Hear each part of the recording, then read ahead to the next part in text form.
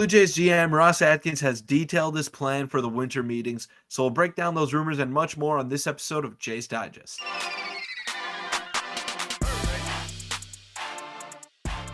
What's up, Jays fans? I'm your host, Peter Vryonis, alongside co-host Nick Gosse, and we got a lot to get into today. But first, I want to thank you all for the unreal support, and we're so close to 4K subs. Yeah, it's been unreal. Very quick reminder, 81.7% of you guys who are watching are not subscribed. So if you enjoy daily content, make sure to hit the subscribe button. It means a lot. But like you said, we have a lot to get into today. Ross Atkins spoke to the media yesterday ahead of the winter meetings that are approaching and are basically here as of the time of this recording, and he had a lot to say.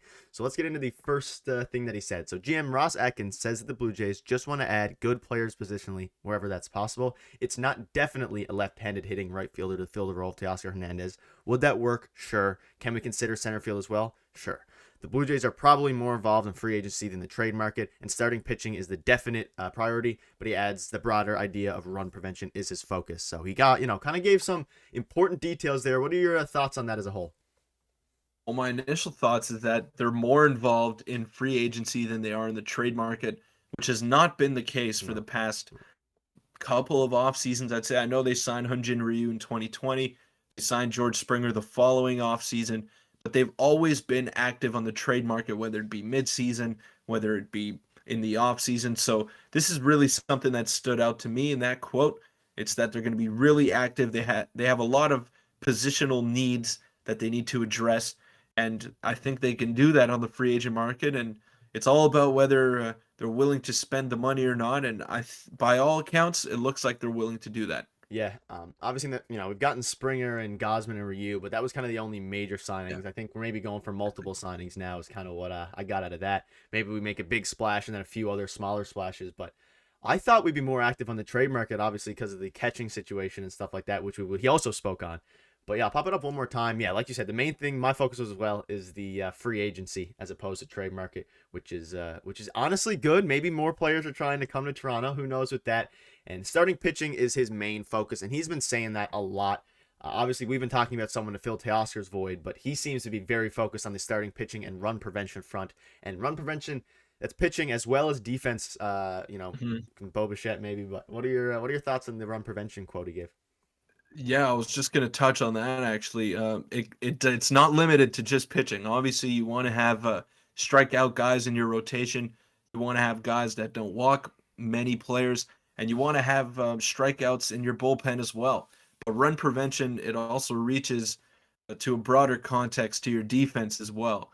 And I think he's really hinting at Bo Bichette here and possibly moving George Springer to right field just to keep him healthy, not because he's a bad defender in center field. He's actually very good. But I'd rather have George Springer for 130 games in right field than 100 games in center field. So I think he's also alluding to that. But maybe we could see a mix-up in the infield and Bo Bichette get a bit more time at second base if he can't figure it out defensively at shortstop. Although I'd like him to stay there. I think it adds a lot of value to who he is as a player if he can stick at shortstop. But you can't afford to have the mental lapses, and you can't afford to not make the routine plays come playoff time. Yeah, I think I'm higher on Bo Bichette than you are on the. Obviously, he had a pretty bad defensive season. I think the Jays are going to give him a chance, and I think you do as well. They should. They should. Yeah, and I think that he will improve. But I don't know. We still love Bo over here. But yeah, the run prevention. Yeah, I think it's mainly talking about potentially moving Springer to right field as well, or just getting more versatile defenders, I guess, or more impact players on the defensive end besides Chapman. And that's about it.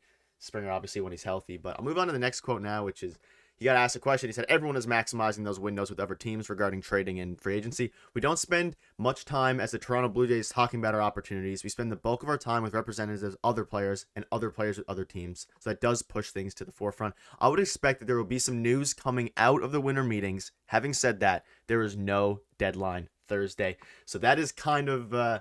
I don't know. I feel like if he didn't think he'd be making a move, he wouldn't have said that because he didn't have to say that. And so I think there's going to be a move made before the end of these winter meetings. I hope so. I mean, they need to make some moves. They have considerable needs all over the diamond, specifically in the outfield. But Ross Atkins has never been this clear cut with the media. I kind of refer to him as like a politician in a sense where he kind of just says the right thing. And he doesn't exactly go above and beyond. He doesn't try to reassure you. He basically just does the status quo, and that's always been Ross Atkins as we've known him as Jays fans. But now he's really he's putting the foot on the pedal here, and it looks like he's really aggressive. He wants to be very aggressive, and he's making it known to other teams that he's going to be aggressive. So not only on the trade market, but on the free agency market, they're willing to spend money. They have trade assets to make other positions better, and I think they're going to use that to their full advantage. And I'll be shocked if a move's not made within the next, if not few days, week. Yeah, and I wouldn't be surprised if there's a move made within the next 48 hours either, which our next video will kind of hint on some of that stuff. But we'll get into the next quote there. And you actually made a good point, because the last time I remember him being this bold was before signing Hyunjin Ryu. He went on a few interviews and was kind of like very bold about confidence that they'll upgrade their pitching staff, and then he went out and made that move. So we'll pop up the next screenshot now. This is really as honest I can possibly say. We're just looking for good players. And we already kind of covered this quote. But he said, can we think about it in a completely different way depending on the potential of trades? How do we think about run prevention? Harping on it once again. And is it just a starter and then thinking about complementing the bullpen? Is it just some other combination of run prevention? He asks or states a lot of, I guess, questions and kind of just hinting at what his plans are. And it once again kind of goes to show, maybe they don't seem as, wanting to replace Teoscar's, bat as I thought they would. What are your thoughts on that? And it's just a bit weird to me. I think the focus should really be on just keeping the athleticism, keeping the defense intact. They already have one of the better lineups in baseball, in Major League Baseball. They got rid of Teoscar Hernandez, which is 25 plus homers, 80 plus RBIs. It's not exactly easy to replace.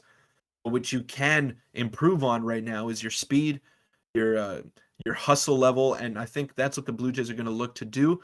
They're going to look to not necessarily replace Teoscar Hernandez, but they're going to look to kind of find a different type of player, because we have a lot of Teoscar Hernandez on the team, a lot of guys that strike out, and a lot of guys that hit right-handed. So when Ross Atkins says not definitely a left-handed bat, I disagree with him. It needs to be a left-handed bat, and you need versatility in your lineup. You look at all the teams that win the World Series, they might not be the most talented. Like, for example, Philly was playing in the World Series. They didn't have the most talented roster, but they had a balanced lineup. They had lefties, they had righties, they had whatever they needed to kind of force to go at every situation head on, and they were able to do that. The Blue Jays, if they come up against a dominant righty, they're going to look foolish, and that's what they did in the playoffs. So you can't build a one-tone team. You need versatility up and down your lineup, and I think that's got to be a point of emphasis. Not exactly replacing Teoscar.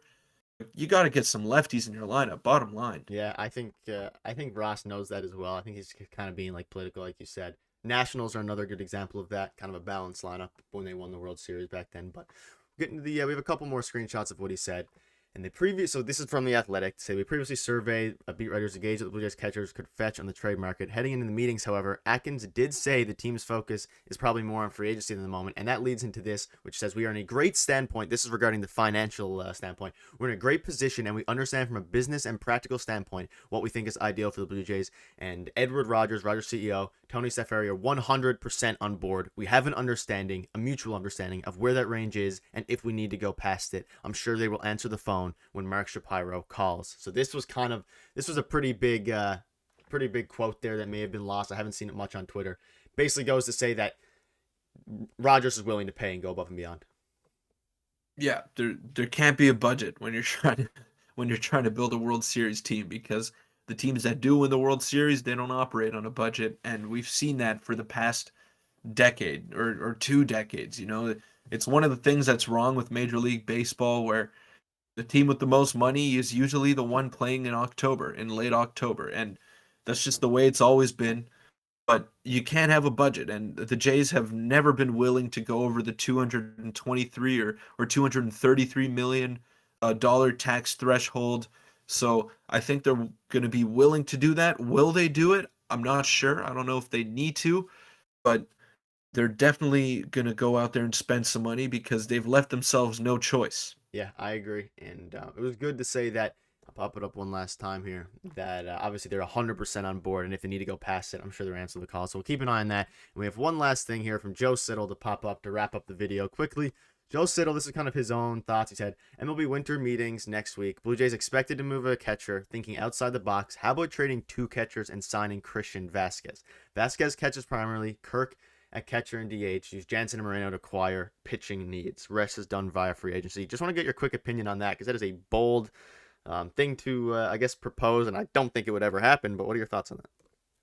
I don't like it right away because I don't like DHing a catcher and having another catcher on your roster. I mean, I just don't get that, especially not with 2. That's why the Jays were carrying 3 catchers, because they did DH Kirk pretty much every time Jansen catched. And even in the playoffs, they were DHing Jansen because he was one of their hotter bats. So what happens if one of them goes down? You lose a lot of flexibility. You can't pinch run for Kirk in some situations.